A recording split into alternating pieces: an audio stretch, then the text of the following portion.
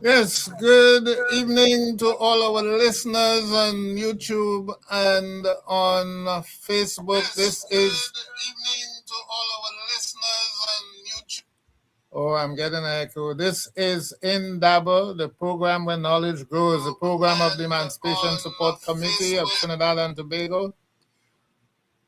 Yes, good evening and welcome to another edition of Indaba. Wow, Doc. Shabaka, I'm getting a feedback. I don't know what you're getting. I can hear it as well. So I think you're going to have to rectify that with Renee. Maybe go out. Oh, boy. Come back in. It's bad. It's bad. It's very bad.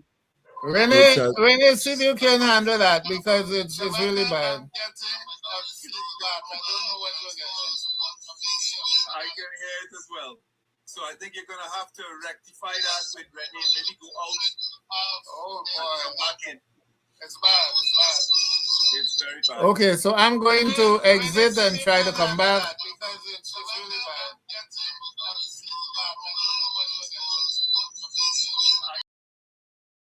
Okay.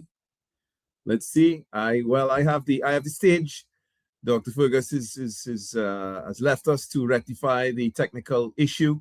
So I just want to welcome everybody to another edition of Indaba, the place where knowledge grows, the place to find consensus, the voice of the people, the voice of the Emancipation Support Committee. And of course, tonight, despite whatever technical glitches we experienced at the start of the show, we do have a great program lined up for you. Of course, we have Dr. Fergus is going to bring us his latest Africa report. And I can't wait to ask him if he is aware of the fact that the Belgians have just passed a law, that allows that gentleman who was involved in the assassination, the murder of the legendary ancestor Patrice Lumumba to be tried before court. He's 90-something years old, but the Belgians have opened the way for a Belgian official who was in the service of the foreign ministry at the time to face charges for his role in the death of the late great African leader Patrice Lumumba.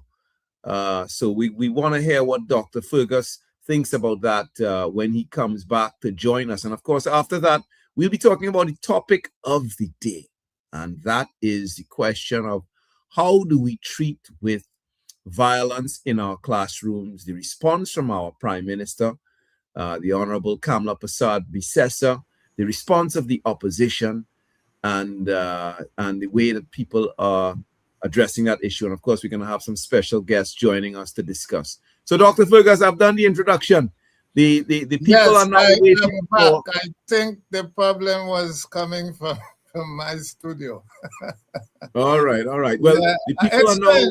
It seemed now I had been on my phone, from way back. This is the first time for the year I'm on my computer.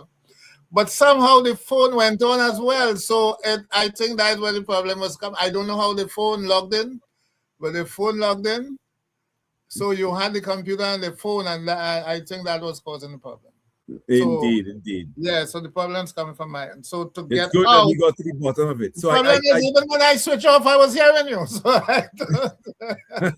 I actually had to shut down my phone. Yeah. Okay. I shut down my phone. Yes. Well, the people are now awaiting your Africa report, and I've told them that I will indeed, once it's finished, ask you about the latest development with regard to Patrice Lumumba. So we look forward to the Africa report. Indeed, we are looking at another aspect of the geopolitics of West Africa. This evening, I focus particularly on Ghana. But there's an interesting development. Remember, the Americans landed boots in Nigeria. They had bombed what they call jihadists or terrorist cells in Sokoto State. That is one of the northernmost states of Nigeria on Christmas night.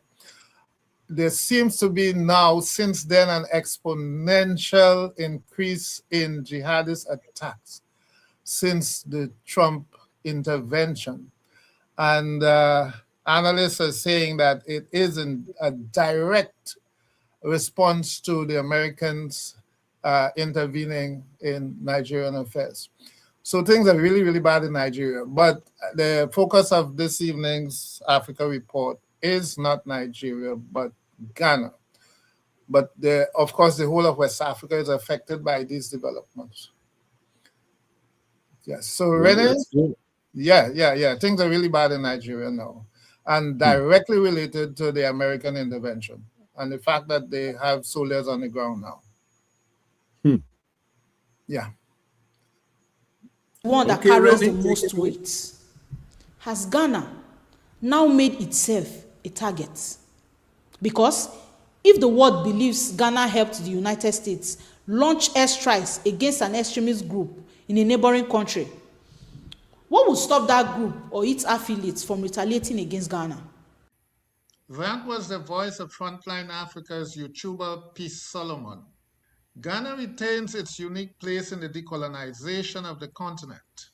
Its founding father, Kwame Nkrumah's politics of African unity was injected into his decolonization project from inception. Within 1 year of attaining political independence, Nkrumah engineered a union with Sekou Touré of Guinea, the first country in West Africa to end the French colonial rule. Upon achieving independence in 1960, Mali became the third member of the then Ghana-Guinea-Mali Union, which merged with North Africa's Mediterranean states, Egypt, Libya, Algeria, and Morocco, to form the Casablanca Group, all subscribing to the One African Government project.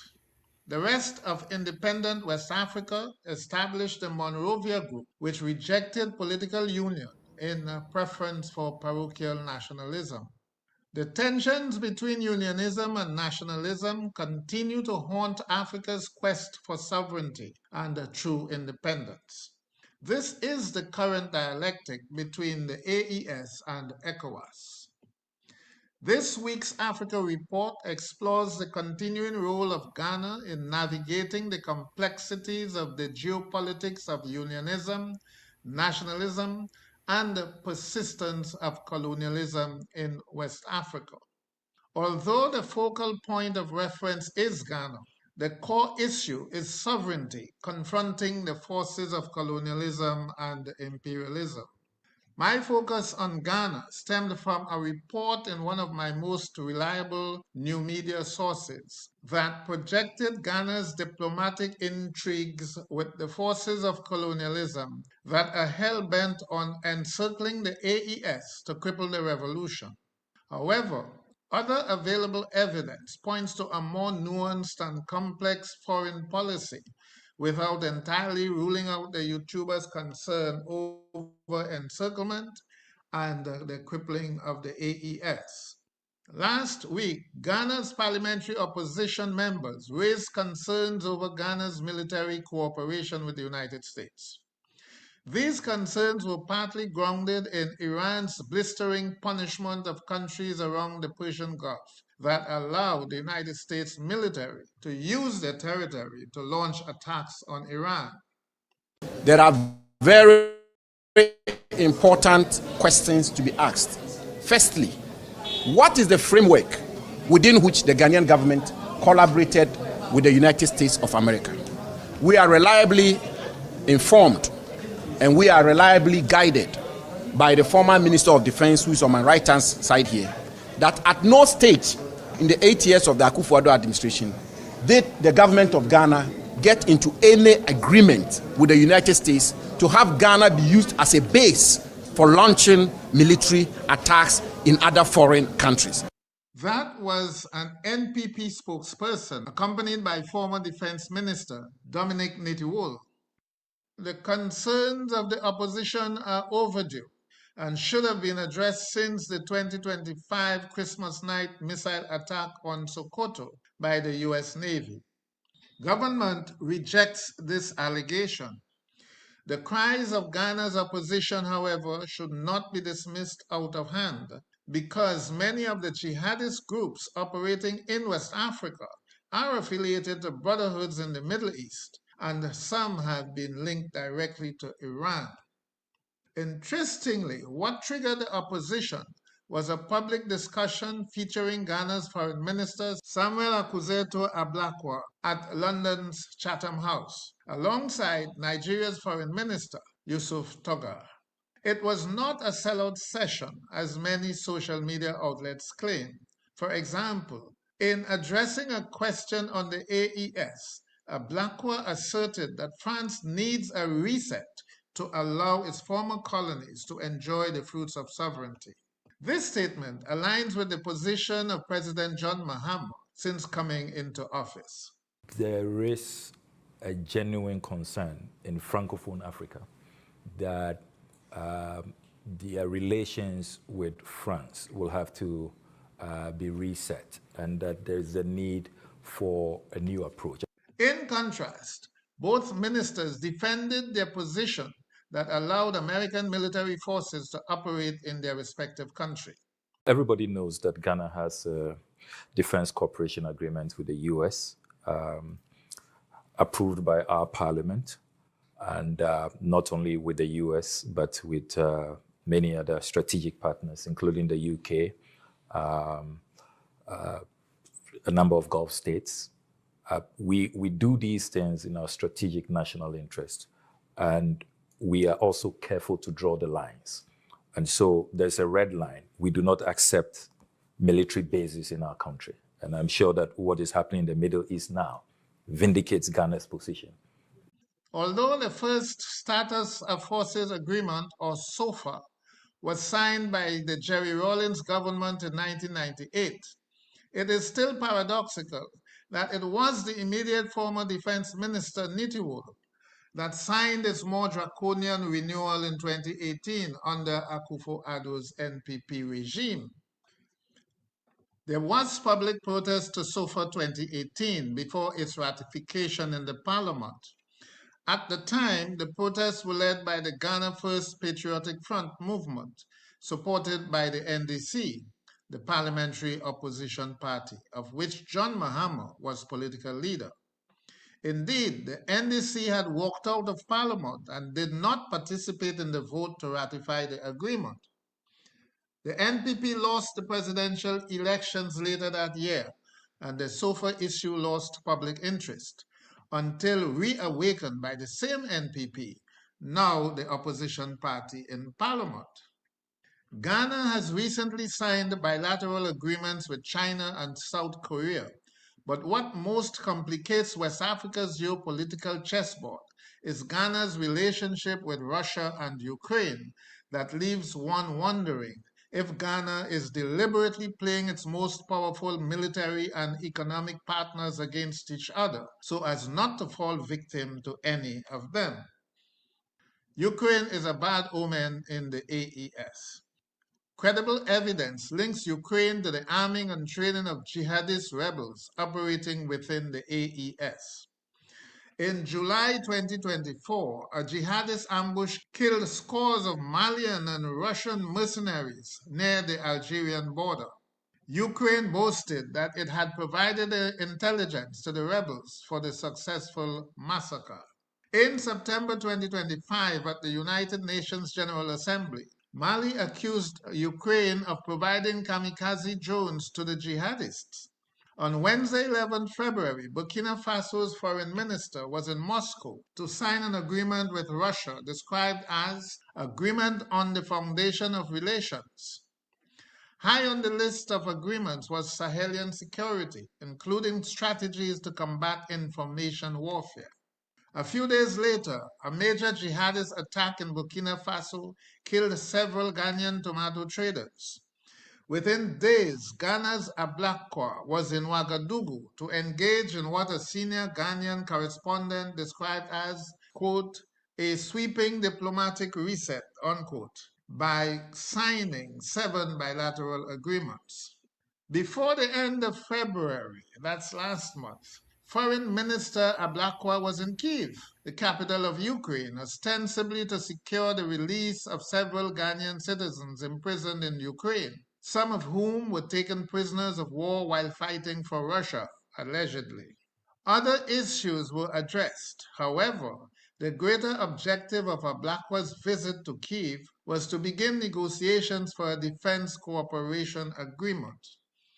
So here we have Ghana and Burkina Faso, two neighboring West African countries with a common border and shared history, signing defense agreements with two European nations at war. Frontline Africa fears that Ablakwa's diplomacy has not only decisively shifted Ghana's long-standing non-aligned foreign policy to one of alignment with states hostile to the AES revolution, but may also bring the Moscow-Ukraine war to the Sahel. Indeed, the talks in Kyiv focus heavily on Ukraine's war with Russia, with Ablakwa promising to put measures in place to prevent Ghanaians joining the Russian army. It should be noted, nevertheless, that Ablakwa confirmed that Ghana's commitment to the principles of the UN Charter on National Sovereignty had not changed. He emphasized, quote, "We reaffirm our support for the territorial integrity of countries. We cannot tolerate any attempts to undermine the UN Charter or violate the sovereignty of states," end quote. One hopes that he was not only in defense of Ukraine, but the AES as well. We conclude this week's report with a brief note on Russia. Ghana is preparing to host the third Russia-Africa Summit in October 2026, the first to be held in Africa. This is both symbolic of Ghana's seminal role in decolonization and a mark of recognition of the long-standing diplomatic relationship between Ghana and Russia, going back to 1958. So, is Ghana walking a diplomatic tightrope or displaying mastery in international politics? See you in the next one.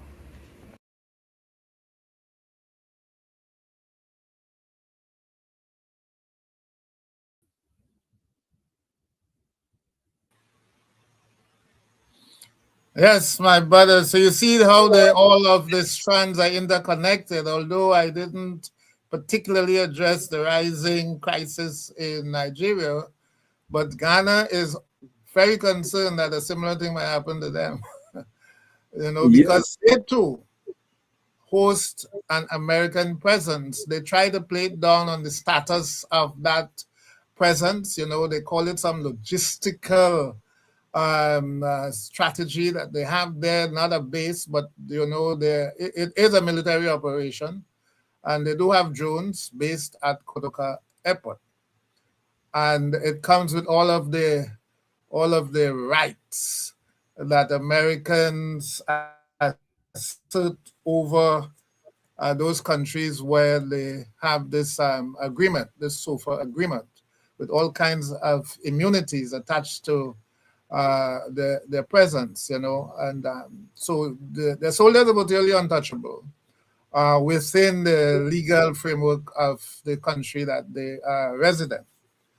And it's a sort of, pseudo-colonial kind of relationship that they have, perhaps even worse than colonial in some instances. So it's a genuine concern when it comes to the American presence. The French are also there. So it's like Africa has been recolonized in a very, very sort of explicit way. It's open. Everybody knows what's going on. It's worse than a scramble sort of situation, but it is recolonization that is happening.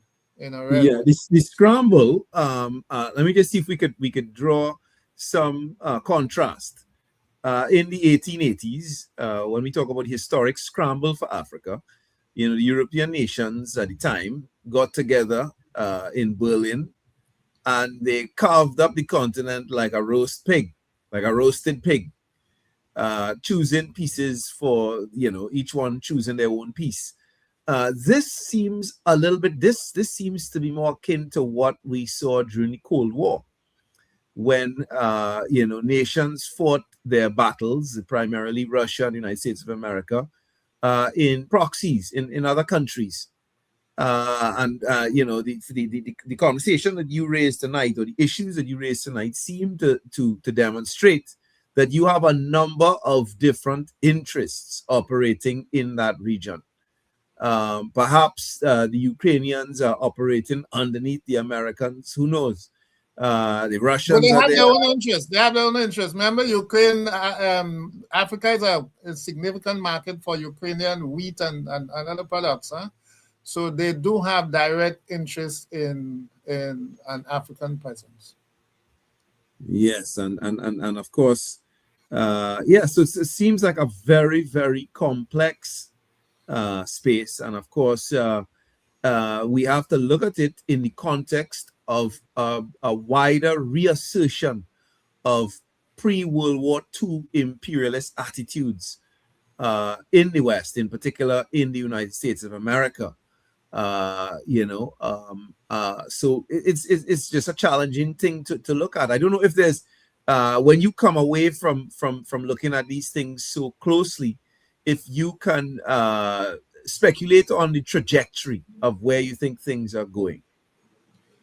It's difficult because the more I do some preparation for a presentation like this, it's more complex to realize this thing is. Even Gulf states have geopolitical stakes in West Africa.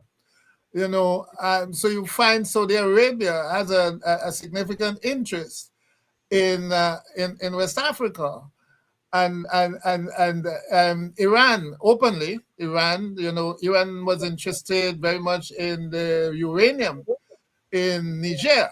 So you have these different polarities and they meet and converge. And don't forget, West Africa is one of the richest gold producing areas in the world. So that's another interest that they have. In addition to what they call the rare earths, a lot of rare earths, significant rare earths, which are vital for today's, technological developments, robotic and AI technology.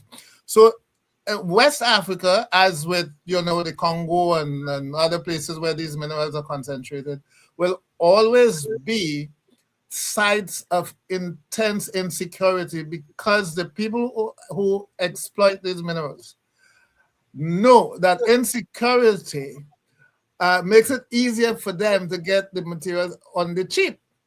You see, so that the insecurity is linked directly to the fact that these places are mineral rich, and that's part of the thing.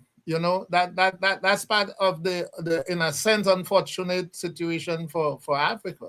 And Africa is blessed with the world's greatest wealth, but they're also subject to the greatest exploitation. Because of it, of course. But because you know what? Largely because of it.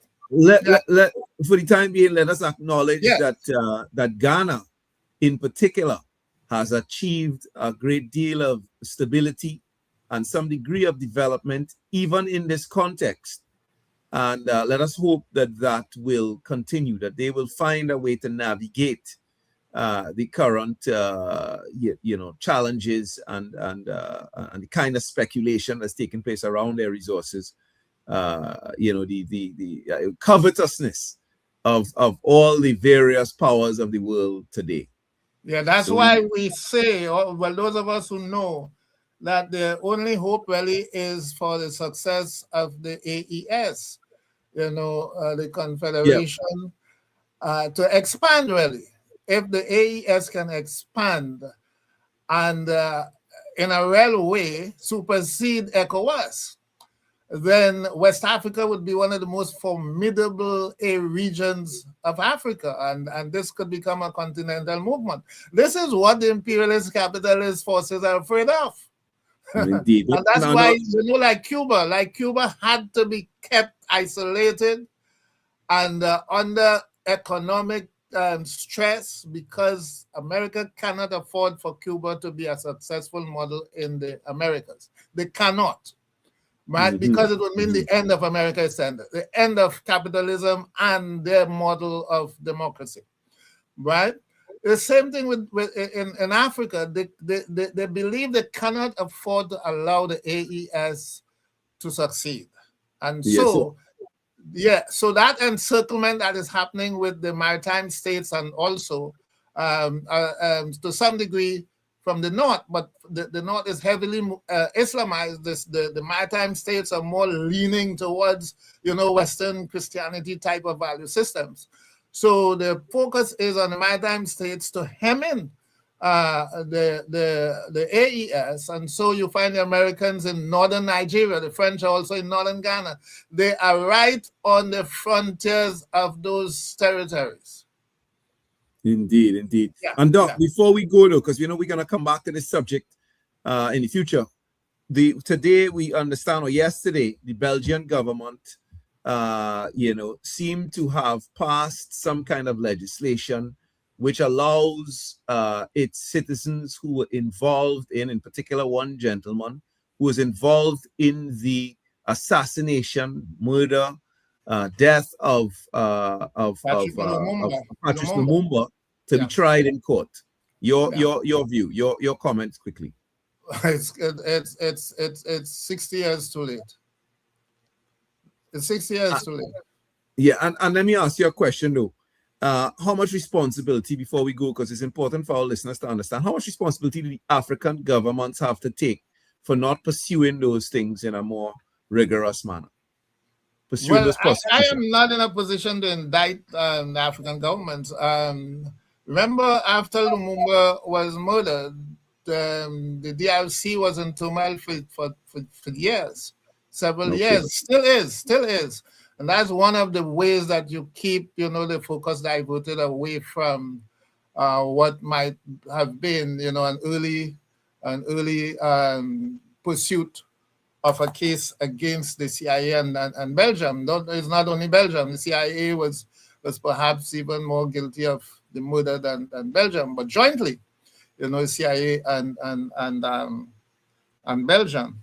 Yeah, but we're gonna move on now to our next guest and introduce our new guest. But let me just say that I am of the firm view that African nations cannot really be talking about historic justice while the perpetrators of the crimes of killing some of the great independence leaders openly boast about what they have done.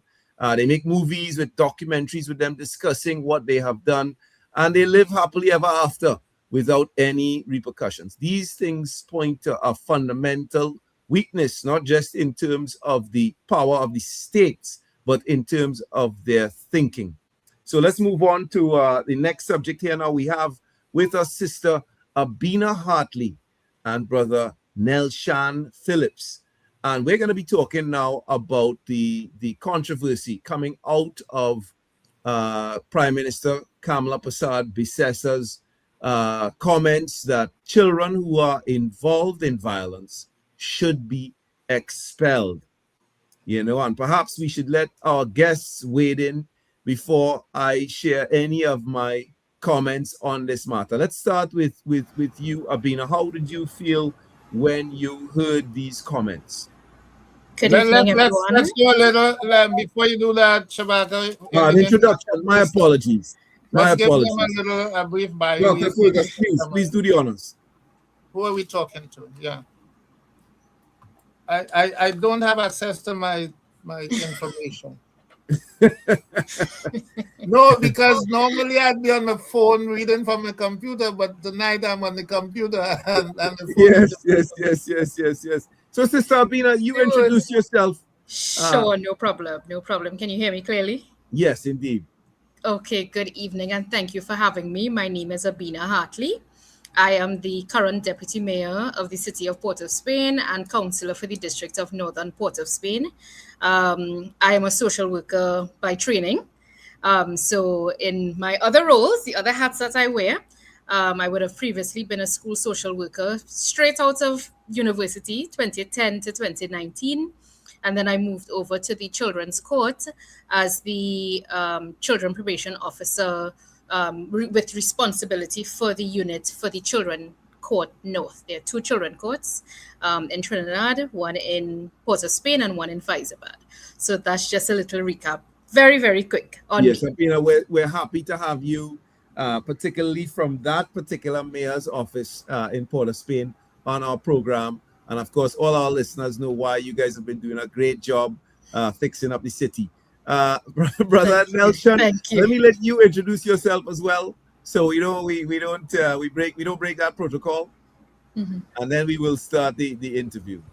Yes, good night, everyone. I am Nelshan Phillip, secondary school teacher. I am also teaching at my alma mater as well. Also known as a school of focus or priority, as we will call it. So I like the topic that we are discussing this evening. I am And also Nelson, tell us what school you're at. Success Lavantil. Success Lavantil. Yes. Right. I'm also a part-time lecturer / demonstrator at the University of the West Indies, and I have been teaching for 9 years as of January. Excellent. Yes. Okay, so let's start again with Sister Abena. For you to tell us, I should call us perhaps Madam Deputy Mayor. Abena is fine as well. What was your feeling when you heard these comments from the Prime Minister? My initial thought is that we cannot live on taglines. These are children's lives and families' lives and communities' lives that we are speaking about. So to throw out comments to incite reactions, it's irresponsible. We cannot live our lives on very, very critical topics like this on taglines to incite a feeling of, yes, expel them. We have a broader context to take into consideration. So that was my initial thought and feeling in just reading the headline alone. We can't live on these headlines that gaslight. Yeah, Nelshan, what about you? Did you think to yourself perhaps she had a point, or did you also feel similarly?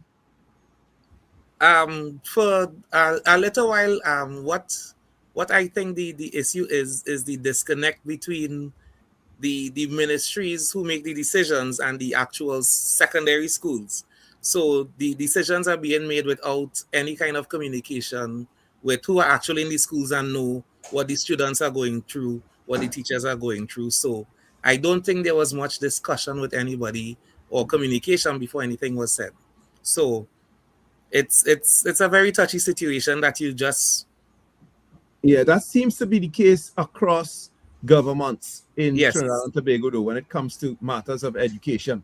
But now that the Prime Minister, since the Prime Minister made those statements, a lot of people would have chimed in on social media, etc., with their comments, including the opposition leader, the leader of the PNM, Sister Penelope Beckles, condemning those statements. Did you read Sister Beckles' statement, Abena? Yes, not in its entirety, but I got the gist of it. And it is so telling that not just because one is in opposition that you say things to oppose, but the fact of the matter is that we cannot utilize these kind of brandish statements that also incites aggression, expulsion.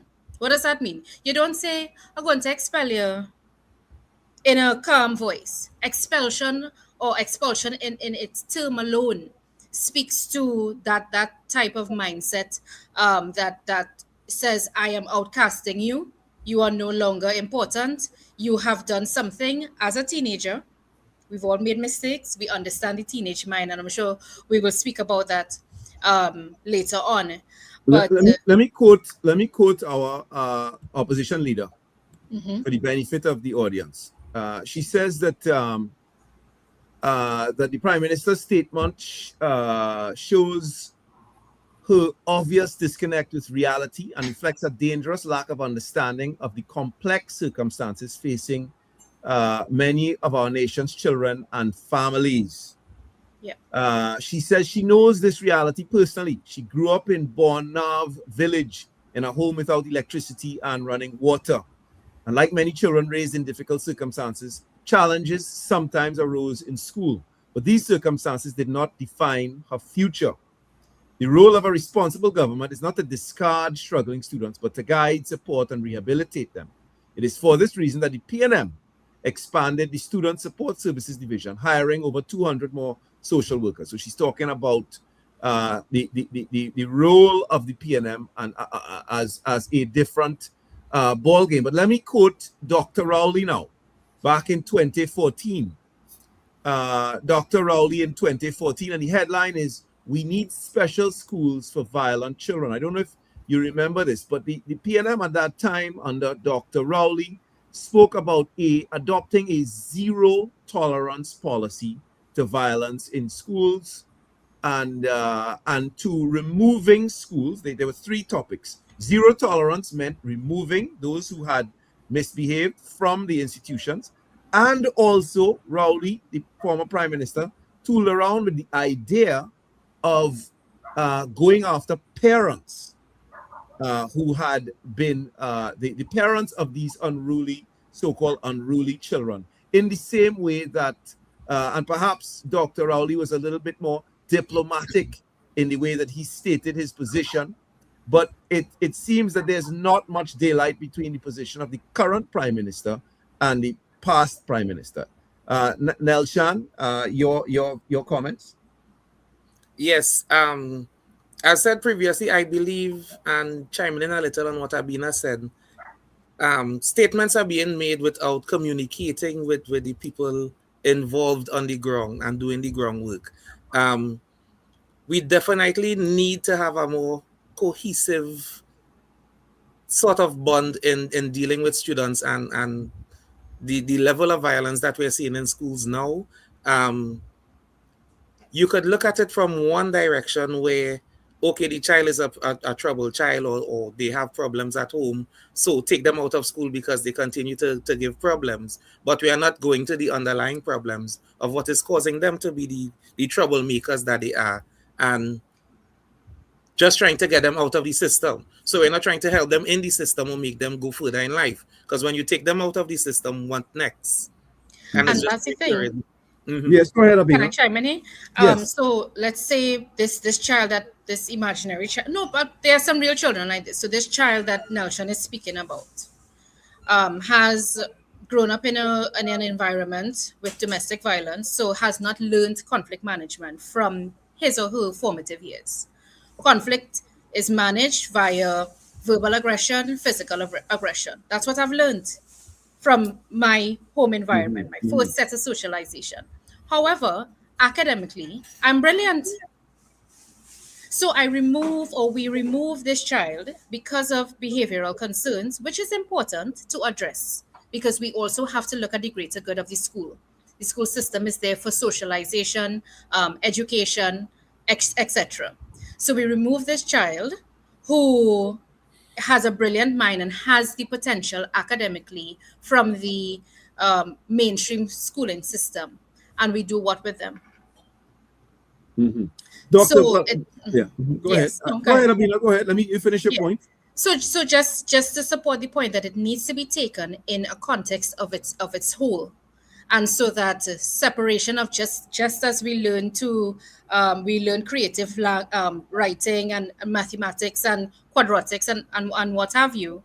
If we are recognizing that we have schools in communities that are laden with violence, and so that their first point of socialization to deal with conflict is that, then we need to teach them how to deal with conflict. It needs to become a topic that they learn. Okay. So, Sister Abena, Dr. Fergus, and I'm going to bring you in here. I'm going to say that Dr. Fergus is also a celebrated teacher and lecturer, both in secondary school and at the university level. And so his insights here will be important as well. But let me just say, Abena, what Abena is suggesting there, Dr. Fergus, is that, where we find weakness within our own population, with our own context, we should address it as opposed to, with direct measures, as opposed to punitive measures, with rehabilitative measures, as opposed to punitive measures. I think am I correct, Abena, in saying that this is what you're suggesting? We should look at yes, and I think Nelshan agrees. Dr. Fergus, I don't know if you could bring in some kind of historical perspective on this matter and address the points that the two panelists have raised. And also, of course. Well, there must be a historical perspective to it, but I'm wondering, if we can address a situation properly without fully understanding what the situation is, because I am not aware. I know some people have done quite a lot of work on what they may call deviance among school children and so on, but I don't know that there's been continuous and systematic study of the causes of the problem of violence in schools. And therefore, if you are not fully aware, then the measures that you are taking could very well be a violation of the right of the child itself, because the United Nations Charter, the United Nations Charter guarantee the right of the child to education. And by that, they mean equal to the education that other people get.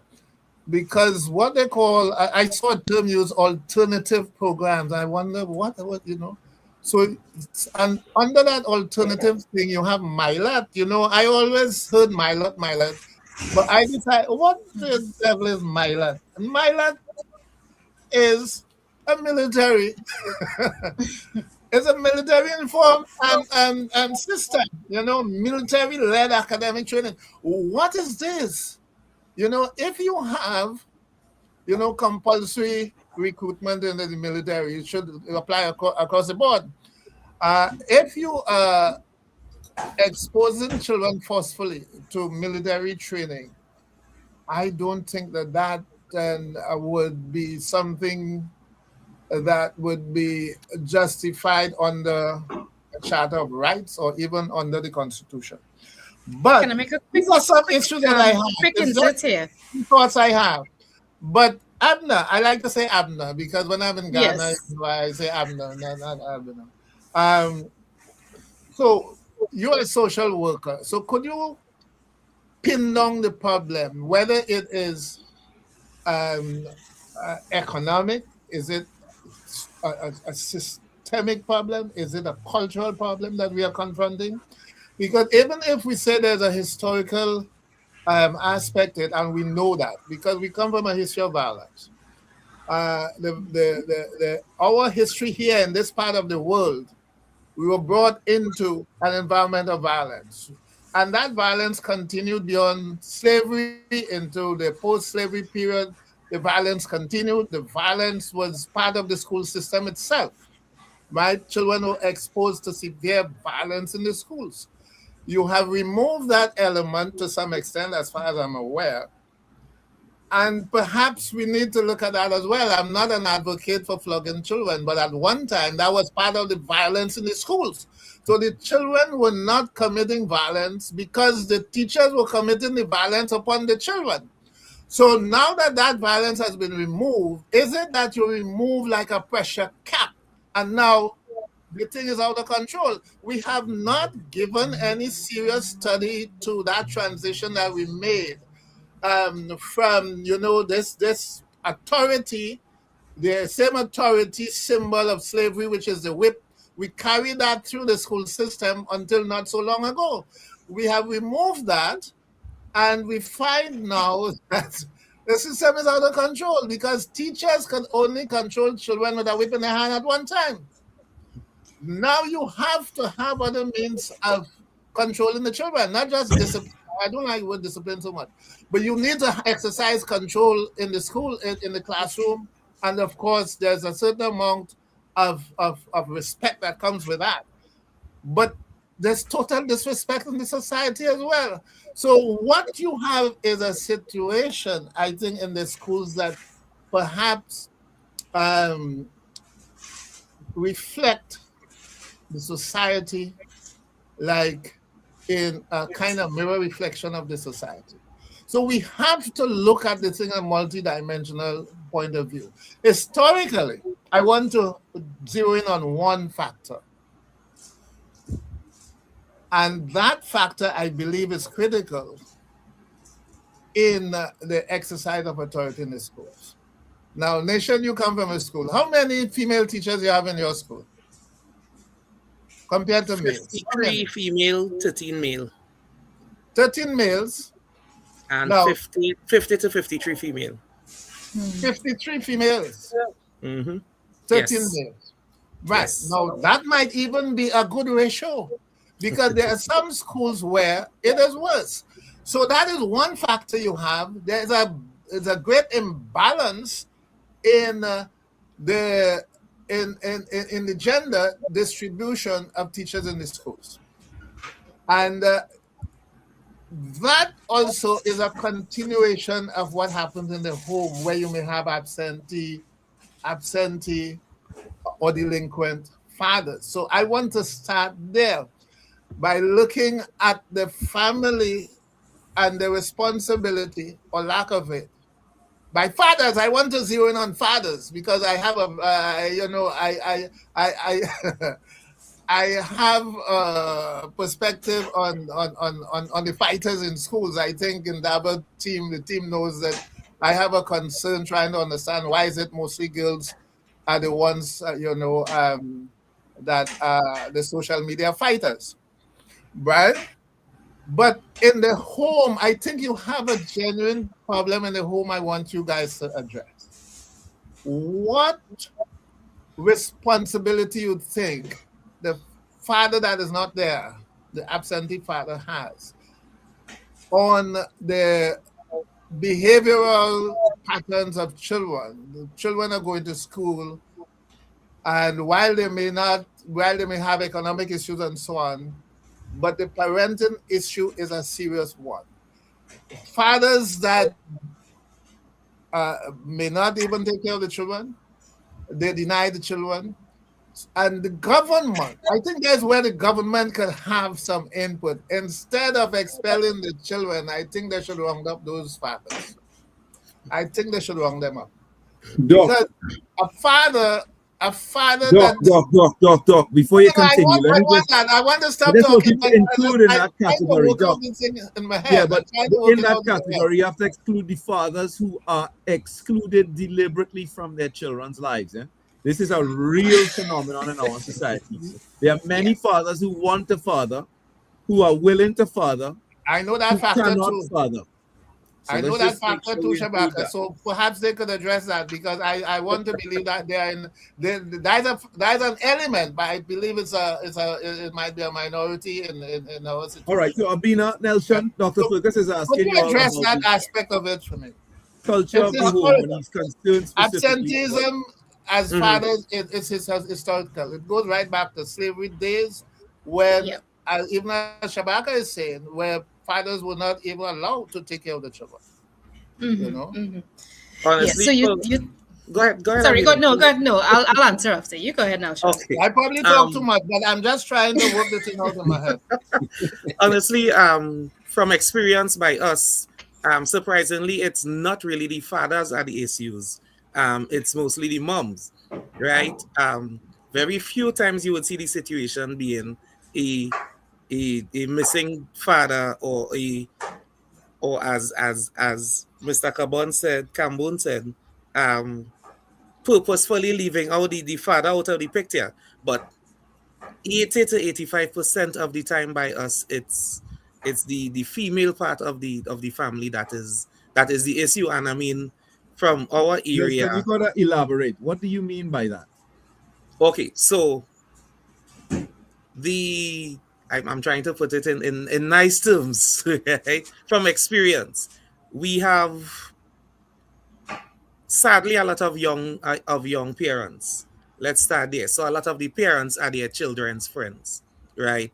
And you see where, if you see parents coming into the school to address situations, they are worse off than the students. And the fathers are the more reserved, understanding, listening ones. And the behavior of the students are reflections of their moms.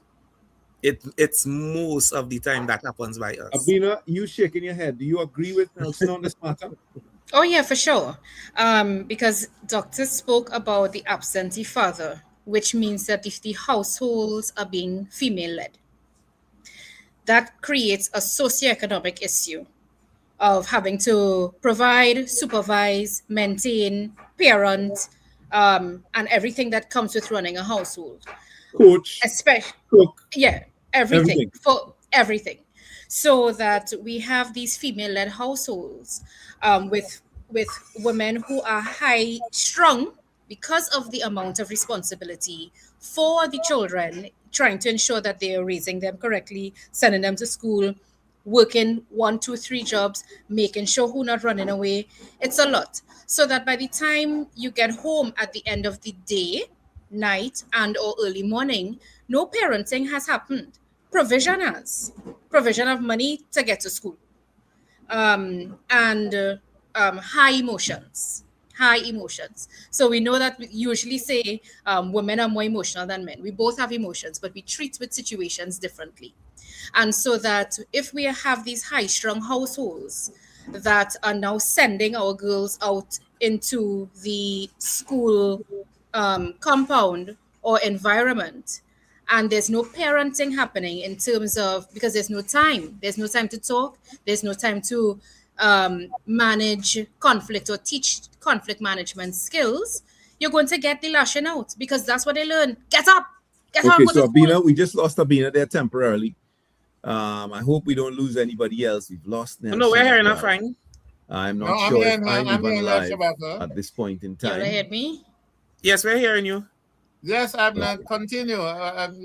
Probably something's wrong Right. with Shabaka end. Yeah. Yes. So we have these socioeconomic issues that are a result of the one-parent household. It's difficult to nurture and provide at the same time without a lot of assistance as a female. Culture, you raised the topic of culture. That is a very, very important point.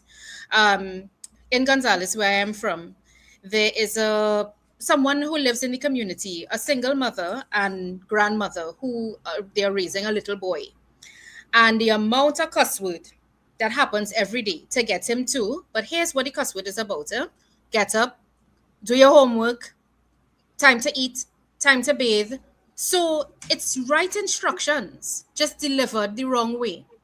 What do we think little boy is going to go to school, and how is he going to communicate? So he's going to school every day, backpacked, uniform pressed, and on time.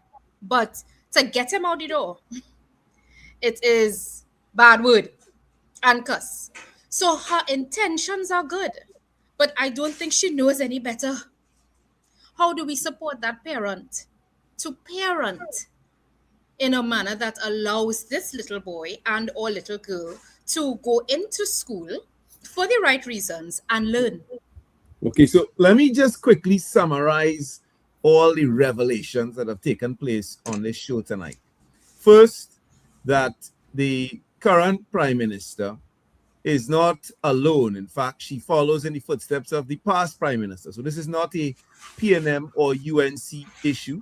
This is an issue with the entire political class and how they perceive these issues of the issue of violence in schools. Secondly, contrary to many people's beliefs, according to, and of course we don't have the data to back us up, but we do have, this is not the first Indaba where teachers have come on and said this, Nelshan, that the majority of violence in schools being perpetrated by girls and not boys. And then, the third revelation is that perhaps some of the culture of violence, that mothers have some key role to play in this culture of violence. So, having touched on all that, let me see if we can expand the conversation not to higher level. Let's just take it to one level up. When we've discovered phenomenon like that, and of course we're gonna want to look carefully at the data to see what assumptions we have that are supported by that data and so on, what kind of empirical foundation we could find to support these positions. But we do take the word of educators and so on who are in the system as an important testimony. But what we're talking about here is social phenomenon that is related to wider socio-economic conditions and historical conditions in the country. I'm sure Dr. Fergus and I would both agree on that position. And what happens in an independent country like ours that is just a few decades old, theoretically, is that the leadership class, the same leadership class that now wants to condemn those students and their parents that leadership class is supposed to acknowledge the reality that they face and to find solutions, not Yeah. not to find ways to punish.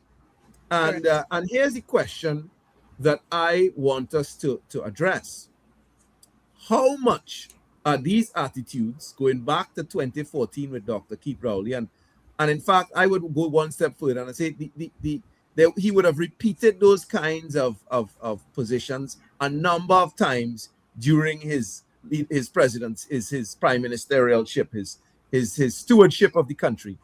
And I think that could have been a part of the reason that people did not vote for the PNM in the last election, because of those very same attitudes. And that's probably going to be why the UNC, if they continue along these lines, will not succeed in the next election. But let's look at this as part of a wider global phenomenon. Today, we're looking at a world in which, we were heading in one direction, where people were talking about rehabilitative justice and reparatory justice and social justice. And all of a sudden now, everybody's proud to be racist, proud to be anti-work, imperialist. I am an imperialist. I am a racist. It's now a new, a catchphrase. People are proud to make these kinds of statements. We're seeing the new attitudes in relation to international law, in relation to the ICJ, in relation to questions of genocide and illegal wars. Is there a new attitude which says we no longer give a damn about the masses of the people, and we should, is there a new ethos that is now governing, where Prime Minister Prasad Bisesa and Rowley before her would feel comfortable taking such a callous attitude towards the people in our society, the working class? Can I speak on this? Yes, please, Abena. It's you and Nelson are the ones to respond. Right. I like to deal in facts. I think that as human beings, we oftentimes say things, even in positions of leadership, that are sometimes filled with emotions, because that we are emotional beings, men and women.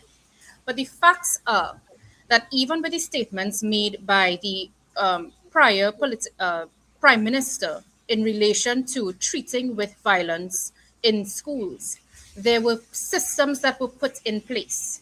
The development of the Children's Authority, the development of the Children's Court project. The Children's Court was a one-room court previously to 2018 that fell under the Magistrates Court. The Children's Court has been established as a high court, a standalone court, to deal with children's matters that children who are who come in conflict with the law, so what we will call criminal matters, and then also children what we traditionally knew as beyond control, running away, misbehaving. They are now called children in need of supervision.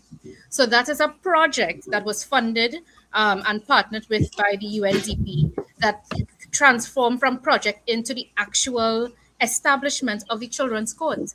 So the fact is that even those statements were made that may have been, the English language is such an interesting thing. So statements may have made that maybe have been seen as not rehabilitative, but the facts are there. We have the Children's Court that has been established and continues to run. I work in the Children's Court as a probation officer, responsible for children who come in conflict with the law. And in lieu of a sentence, a custodial sentence, these children are placed on probation for the intention of rehabilitation. And then we have, as I said, as you said, the Student Support Services Division. I was also a school social worker, where I had colleagues who were guidance officers. Nelshan, you probably have a social worker and guidance officer in your school, maybe two. Yes. Yeah, so Abena, what are you saying that these are all things that were put in place by the previous administration?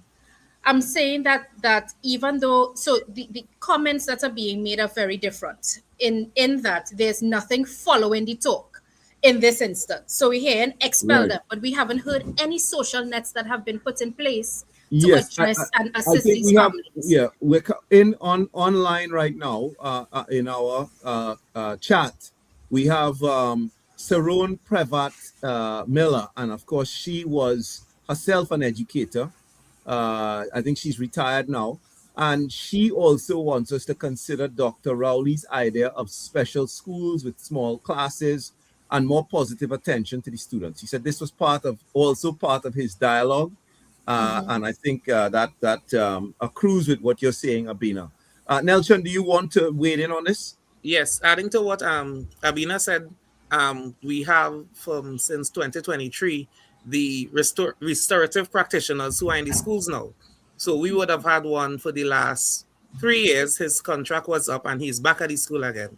And I must honestly say that system that was put in place is working. What it does, so although the one thing I would say it needs a little more of is training for the teachers.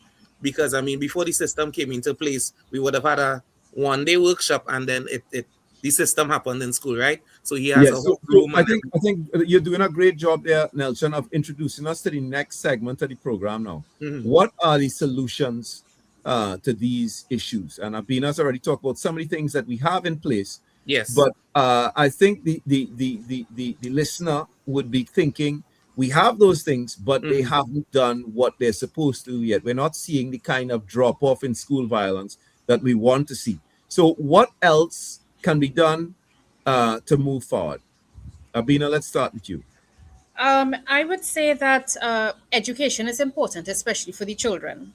There is this idea that because I am a minor and under the age of 18, for many of them, nothing could happen to me. As a child, no. With the right to education comes the responsibility, which doctors spoke about. Rights and responsibilities come hand in hand. So you don't have the right to an education and bring violence into the school. There are repercussions to your actions that are rehabilitative. However, you're not allowed to just do what you want to do. So training with the teachers and training with the children, especially as they transition from Standard 5 into Form 1, that period after SEA, a lot of transition programs should be in place, educating them on the use of social media, educating them on the Children's Act, educating them on their rights and responsibilities as a student in the school, so that they understand that there are provisions in the law that speak to violence. It may not be a custodial sentence, but there are repercussions. I wouldn't say punishment. There are consequences to behavior. Abena, so are you suggesting that you support at some level this idea of expulsion? No, I am saying that I support that the children need to be taken out of the environment temporarily to assess what's happening whilst they do continue their learning. Because life continues. So they need to continue receiving their academic training, but they also need specific social... Let me introduce another concept here into this conversation that I think we need to be cognizant of. Our society is a society, in the words of Dr. Bridget Berreton, of white over brown over black. The racial idea of, we live in what we could term a caste system, where some people are historically disadvantaged from the get-go, from the time they are seen by someone else. And so we know in societies like that, that when things are left up to discretion, when it's a question of whose violence will need to be addressed as opposed to somebody versus somebody else, it's the ones who are at the bottom of the caste system who are always singled out for the worst kind of punitive measures. The history has taught us this. There is no exception to the rule. Are we prepared, if we go down this road of punitive measures, to deal with the fact that children from a particular socioeconomic bracket and children from particular racial groups will not be subjected to the same treatment as those from other economic brackets and racial groups? But the Ministry of Education, through Student Support Services, has a method to treat with children so expulsion is no longer a thing. They call it extended suspension. So once a child is placed on extended suspension, a multidisciplinary team meets that is put together by the Ministry of Education to treat with this child. So they don't just go home. The Ministry of Education has a process that the child is, an assessment is done via the school So supervision. Abena, is it that you're saying that the Prime Minister's words are not going to be heeded? She's just speaking. That's why I And started off by saying that we need to stop living on these taglines and these lines incite and excite. The facts are there are processes that have been put in place, and to revert to expulsion then puts those same children or minors that you spoke to.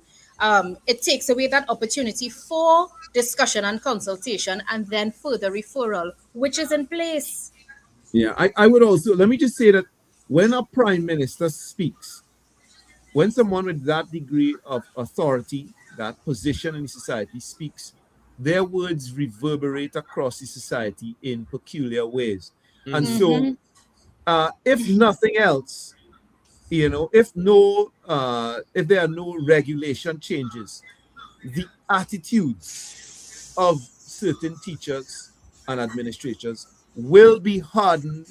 The police, etc., will be, everybody who's responsible for those children will be hardened against those children based on the utterances of the Prime Minister. Nelshan, let me bring you in here so that you have an opportunity to respond to these issues. Right. So, just going back a little to what Abena said with the extended suspension and stuff, right? I think we should not deviate from those things, those systems that are put in place. So making statements about expulsion, it has a negative effect on parents, on the household, and on the teachers as well, because the behaviors change in what we're expecting. So there might be, let's say, for example, someone does something wrong in a school. They'll say, okay, well, you're going out of the school, or you're expelled. You're being expelled, right? So that's it. That's it for you. You go somewhere else or wherever the system leads you to. But the system that is in place now, where there's extended suspension, we know, okay, you committed some sort of violent act in the school, you need to get your normal suspension. If it's an extreme situation, it's extended another week, right? The good thing about some of the schools, like ours in particular, I know some schools doesn't have it. We have a system that we call a what the police, I should say, or the community police call a suspension program. So if you get suspended for some situation, you are in the police station in their club and you have to do schoolwork, right? The good thing about that is they communicate with the teachers a lot. So there's interaction with what the students are supposed to be doing. They check up on us, we check up on them. What the students have to go to the stations in the school uniform as well too, right? Nelshan and Abena, I'm glad you all are sharing all these details with me. Now I'm going to throw something at you here to spice up our program and to get us to think outside the box for a minute.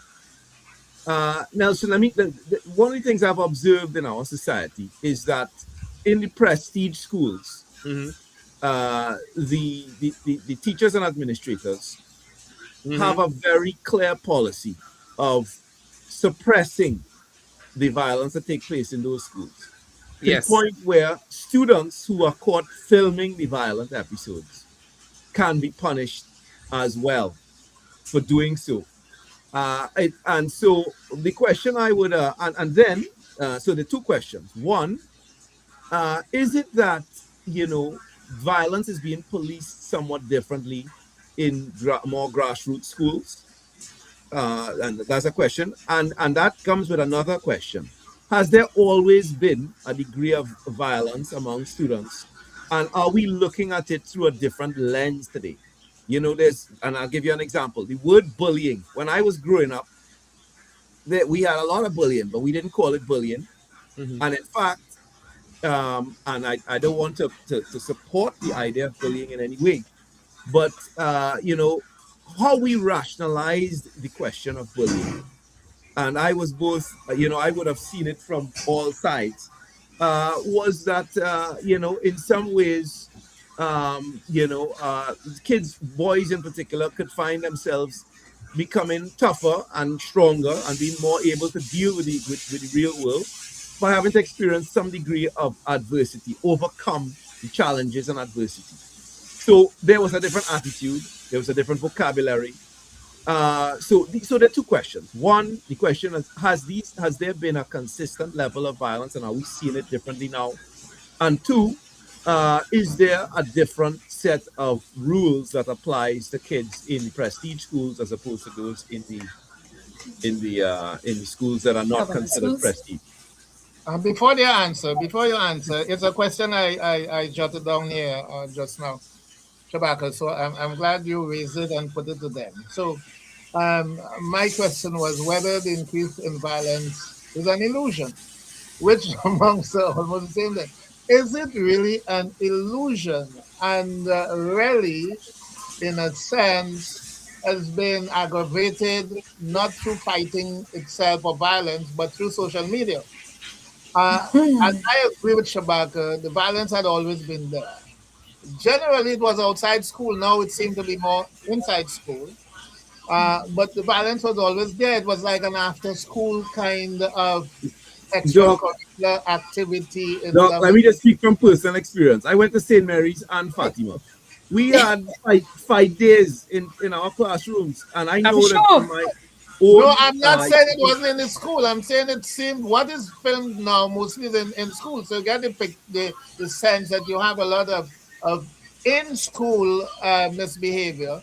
But actually, the fighting was always there. Some of it was in school, but it was mostly an after school. People planned to fight after school. Yeah, I think, Doctor, it was something even children planned, meet you after school. Yeah, we planned, exactly. Yes, I was in many planned fights. Right? Let me just say this. And we didn't use the word violence. I agree with you. We have to examine the vocabulary as well, because that could take people, in a particular way that you been accused of violent behavior. When but Doc, I'll tell you what I find disturbing. What the difference I see. So, for example, there was one morning I went into school, and myself and my brother immediately became embroiled in a epic struggle in the middle of the car park in Fatima College in front of the entire school. And I remember the son of another prominent Trinidad, I won't call anybody's name. He came to us while myself and the Abood boys were in this fight. He came to us and he said to us, "Hey guys, the teachers are coming." And we all straightened up, tucked our shirts in our pants and went away. We had a certain respect for authority. And when authority arrived, we say, "Fellas, we'll fight it out later.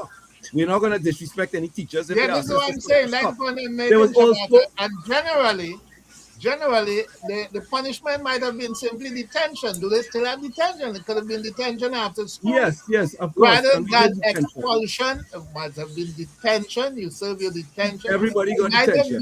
Might have been lines, an excessive amount of lines to write. And so which serve, to calm people down a little bit. So even the detention might have prevented the after-school fight, because instead of going to fight, you're now locked up in detention. So is it that we are dealing with the violence differently and not simply that, we need... I'm against expulsion. I'm against it too. But I want to say one thing. But there is something over back to you. You can probably... let me just say what I do find...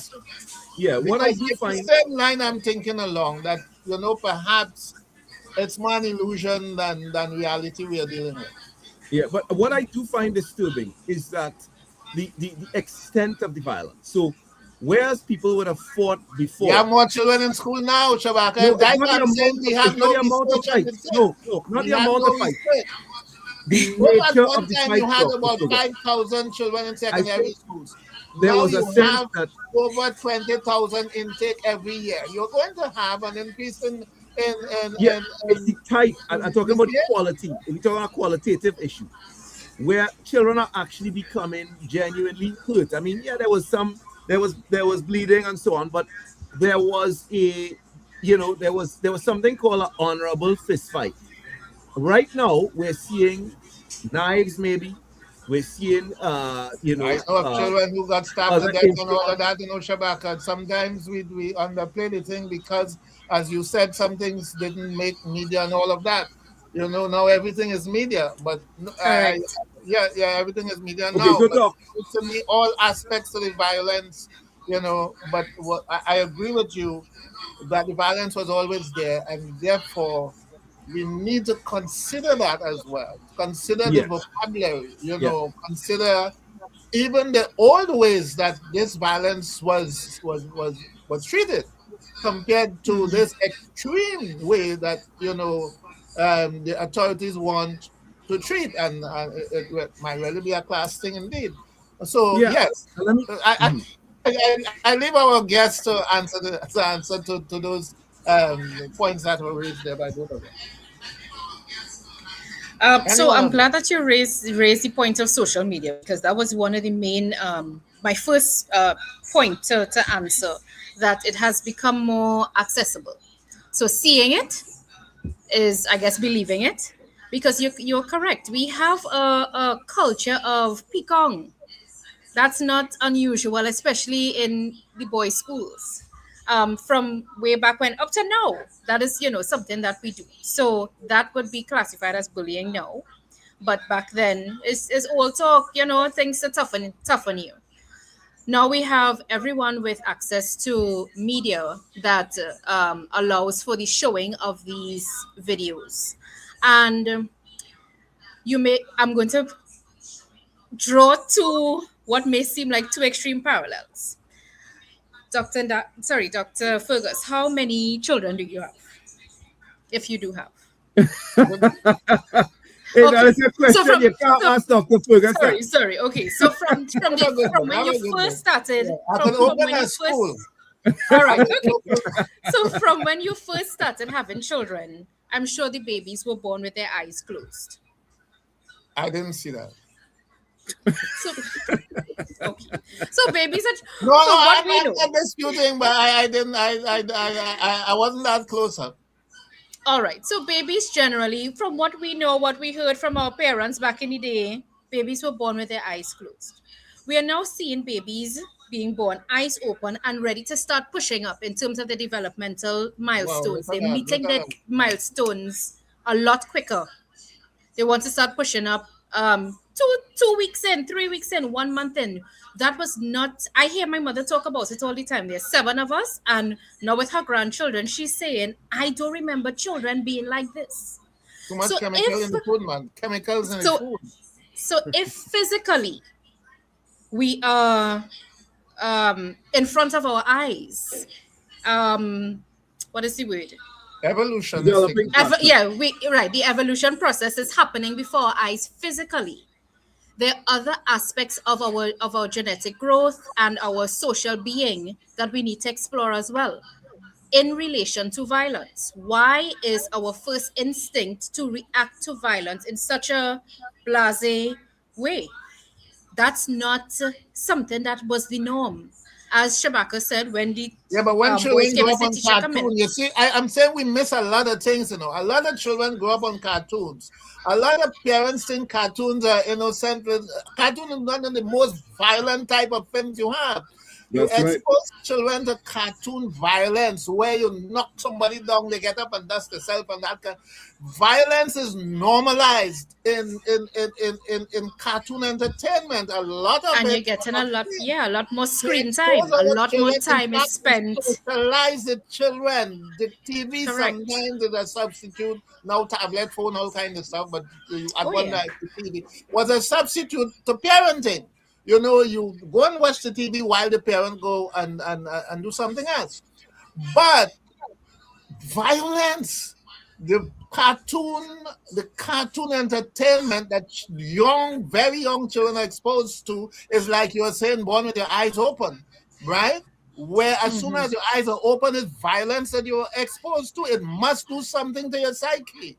When that authority in the school or the home is weak, it must do Correct. something to you, and you are punishing the victim of that kind of socialization. This is what expulsion is. You're punishing the victim, you're depriving them of an education. This is what you're doing. It cannot be the solution to the problem. And just one other, to take it a little deeper, I know that time is of the essence. We're wrapping up now.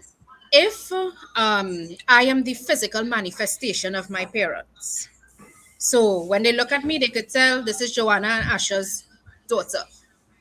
What am I carrying internally in terms of their scars, their wounds, their triggers, and whatnot? What am I carrying as well? That is then also becoming or has become a part of my character, coupled with the societal norms, practices, and whatnot of my time. So, as you said, Dr. Fergus, we came here on a very violent mission. We got here. So we are carrying things that we cannot see. And it is a big mishmash right now. And we're trying to understand why our children fighting. The answer is there. Yeah. So I think, Nelshan, before I let you wrap up, you make your closing remarks. Let me just summarize what we have just done there again. I think we've clearly identified that we do come from a very violent history, grounded in colonialism, which was genocide, slavery, indentureship, and apartheid. Those were the four ingredients of colonialism, and we got out of that in the 1960s. And in fact, we had a Black Power revolution in 1970 because there was so much of it left over. The people felt that they had to rise up to try to throw off the yoke of the long night of colonialism. So we are recently moved out of a system of extreme violence. And that is very much part of our culture, part of our society, part of our outlook. And it is manifested in our family lives, in the way Sister Abena identified in her community, how some parents and grandmothers and mothers are talking to their children. I myself have been on, one day I was on a maxi taxi ride to the University of the West Indies to go to class. And I saw a mother sitting in front of me with a young son. And she slapped him on his head every single time he turned to look out the window. She said, I want you to look straight. I tell you to look. And she slapped him like that for the whole way on from town to the University of the West. I actually tried to talk to her at some point. She was totally ignorant. She didn't want to hear anybody else to get involved in her business. So that's part of, and of course, and I don't want anybody to feel that we're down on mothers alone. We have fathers similarly afflicted by violence, doing the same thing to their children. This is part of our society. Now, the point is that when you come from a society like that, your leadership is supposed to acknowledge your history and address it. And engaging in locking everybody up, expelling everybody, etc., is no way of addressing that history. And so that's problem number one. And I think that was the other point that we're making, we have to clarify here, is that when Dr. Fergus says perhaps there's more continuity than change, and maybe these things were a little bit more invisible before, that's something we need to take. He's not justifying violence in any way. He's just simply stating what might well be the fact. These things have just become more visible now with social media and so on. I also want us to acknowledge, based on the last point there, that the visuals that we are getting come from the heart of the empire of violence in the world today. All of our stuff is produced in North America. North America is associated with genocide in the Middle East, the war in Iran. Dr. Fergus was talking about the role that they're playing on the continent of Africa. They just kidnapped the leader of things, and they're producing content for that militant military society, and a lot of it is centered on violence, whether it's cops, whether it's soldiers, whether it is Avengers or superheroes. It's all non-stop explosions and fights and violence. This is what we're feeding our kids with as something for us to be deeply concerned about. But again, let's come back. We on this program, I think we could all agree, no to expulsions. Am I correct? Is there anybody who would okay? Nelshan, let me let you wrap up here now on that note. Yes, I will answer the first two questions. First, violence in school, yes, is on a rise, and because of social media, we get to see it a little more than what we used to see just on the roadsides before. Prestige schools hiding their violence. Yes, they do, because they have to maintain that status that they have, obviously. So obviously with the hidden videos, the removing the cells, stuff like that, they do mask what is happening in their schools as well. So it only looks like the regular schools are the ones with the high rise in violence. What Abena said is what we need to focus on first as well too. The students or everyone's culture, your socio-economic background, where you come from, these are a big part in the school violence or the students' violence. And we can't just try to deal with the situation in school and all of that comes before you reach into the school system. So we need to deal with helping the situation at home or the families before we get into the school system and try to fix the situation. Yeah. So, Dr. Fergus, I'll let you close with one question. Do you agree now that our politicians need to be more responsible with their utterances? I would not focus too much on the utterances. I think we need to make the school system less dysfunctional, because that is at the core of the problem. If we have, as they claim, that extent of violence, and the school system is not adjusting to deal with that, then I think that is where they fall short in their responsibility. But let me just leave these thoughts with the guests and the listeners.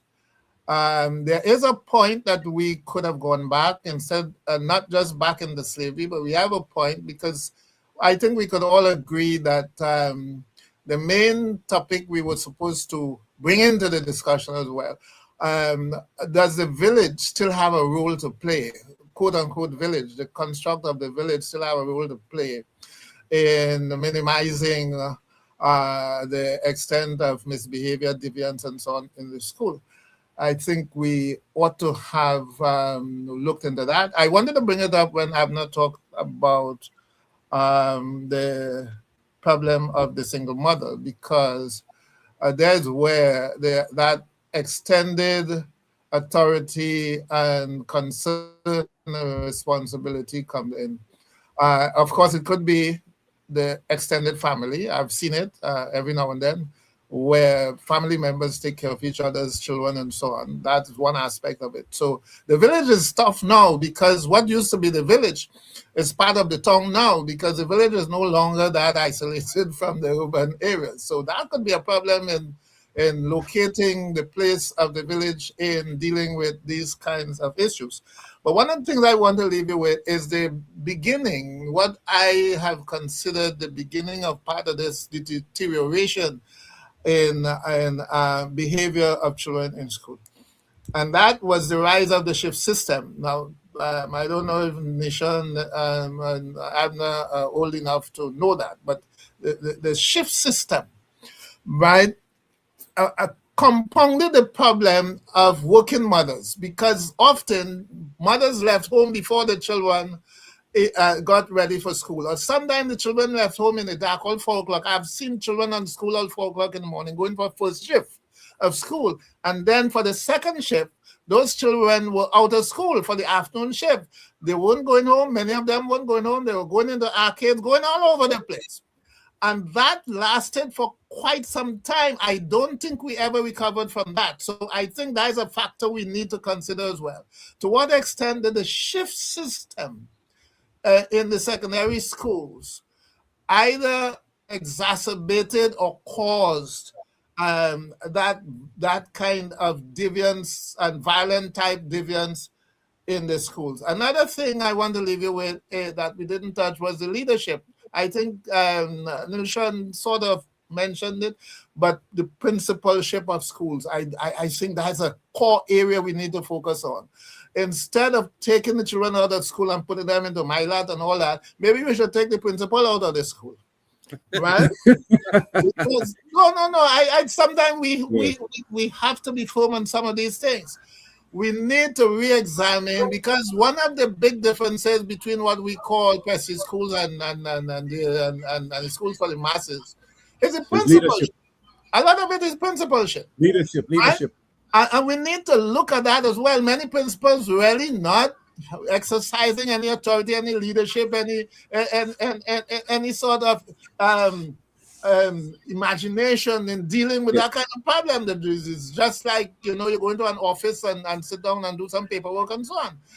So we need to look at that as well. So I want to leave you with those ideas there. And maybe at some other time, if you should be on program again, I think we can address those. Sister Abena, your closing remarks? I would say that our culture actually is one of our strengths. We have a collectivist type of culture. We know how to come together when it's time to come together. You can't go hungry in this country. Somebody will give you a plate of food, and that speaks to a protective factor that we have. We need to figure out how do we empower these communities, because they are instructive to the violence that the children are experiencing in the community. How do we bring out and harness those protective factors that are in the communities that are existing in these states of violence? I say no to expulsion. We have systems in place, from medical social workers in our hospitals when there are parents or mothers who are coming in every year who are young, having children. So safety nets need to be created, and we need to strengthen them where they exist. The Ministry of Education has a system to absorb the children who are placed on extended suspension. So let us strengthen the systems that we have in place currently and see what else needs to be added so that we create safety nets for these children, and so that their lives are not determined by a mistake that is made at 17 years old or 14 years old. Right. And let me just leave you all with the words of Bob Marley. Bob Marley and Peter Tosh back in the 70s, they came up, they created a song, I think it was called You Can't Blame the Youth. And they said that our societies would be plagued by violence because of the values that we were teaching our children at school. And those values start with the lesson of that Christopher Columbus was a hero, despite the fact that he initiated genocide and slavery in the Caribbean. And we start teaching our children that at 7 today, despite the great Caribbean, man's words, that we should have exorcised those kinds of false heroes from our curriculum. I leave that there. Brothers and sisters, thanks for being with us on another edition of Indaba. Dr. Fergus, it was great seeing you. You look great. We heard that you had a mishap, but all is well. We see you. We'll see everybody again. Not quite there yet. I'm not quite there yet, but I'm getting there. We enjoying everybody to join us again next week, Wednesday, for another edition of Indaba, the place where knowledge grows, the place to find consensus, the voice of the people, the voice of the Emancipation Support Committee. Good night. Good night.